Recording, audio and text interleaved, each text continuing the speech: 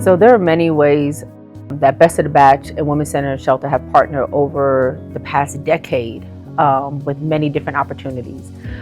Started off very early on for myself, being part of the Steelers Wives, that Ladies of Steels, when we used to go over there and cook and feed during the holiday season and make cookies and things like that.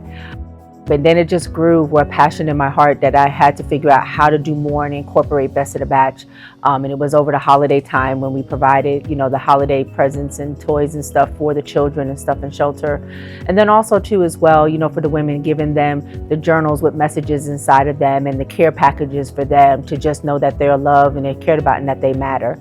It's important to us because, many moons ago, I lost my sister to senseless gang violence, and that's the inspiration of the foundation and why it was created. So we're still trying to carry that memory on, but also making sure that another family doesn't feel the way that I did almost 30 years ago. And I think these are things that, we continue to strive for, obviously change the landscape. There's a lot of different things that are going on in the world. What's important for Best of the Batch to support Women's Center and Shelter, because we know that people are sitting out there in silence.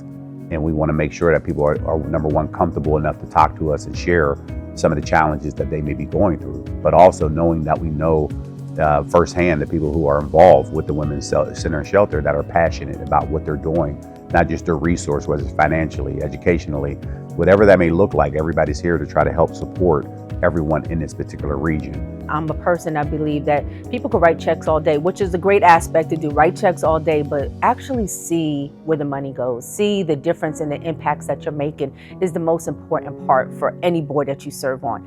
And to know that when I'm out there on these streets talking about an organization, that I know exactly what's happening behind the closed doors, and the people from the staff all the way down to administration, everything that is happening and that are engaging in the aspect of serving the families and the women and stuff too. You see it, you get to experience it, you talk to them, you understand why this is so important, why the Women's Center and Shelter needs to exist and why it needs to stay funded. It's because of the safe space. You're giving someone life again. You're actually saving someone's life. You may not think that way, but you are saving someone's life, and you're saving a child's life too, and you're potentially breaking a cycle.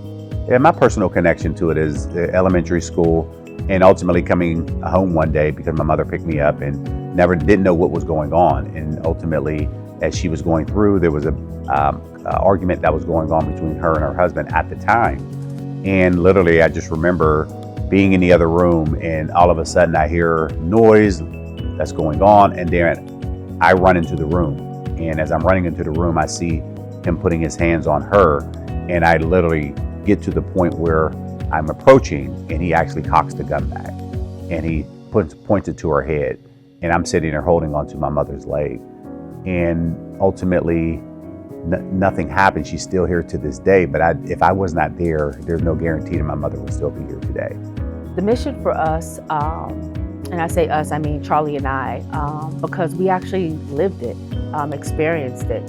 I know Charlie shared his experience growing up as a child too as well, what he witnessed with his mom. And then the same thing for me too as well, being a safe house for quite some time for a mom and children because of the circumstances and situation, and to see how the system is not always easy to maneuver through. That's the biggest struggle too as well. And for, to be able to understand that it takes a lot more than one person to make someone feel safe. And I think the thing for us is that the fact of having a resource, being, again, you understanding, being able to communicate the dialect, the boots on the ground, for us to be able to talk to our children about it and to be able to share it with community members or even people in the community that may not even understand or know, like there is a safe place to go at all times with help that is needed to be able to be provided for you every step of the way. And they don't understand that it's not just going to like a hotel for the night. It's multiple services, it's transition, it's the legal aspect of it, it's the housing aspect of it, it's the education aspect of it. Being a champion of hope, it's an honor to a certain degree, and I say that only because when you continue to help the mission move forward with Women's Center and Shelter, very similar to what we're doing at Best of the Batch Foundation, the one thing that I always believe is that people won't follow until they believe how much you care. And when you see the passion behind the people that are behind the scenes, making sure that you continue to make the gains, that Women's Center Shelter is doing is important. And going to this gala, the number of years that I've been a part of it, seen it, and seen where we're at now versus where we started. When I first started to attend it, to let you know that people are behind it because the people are showing up.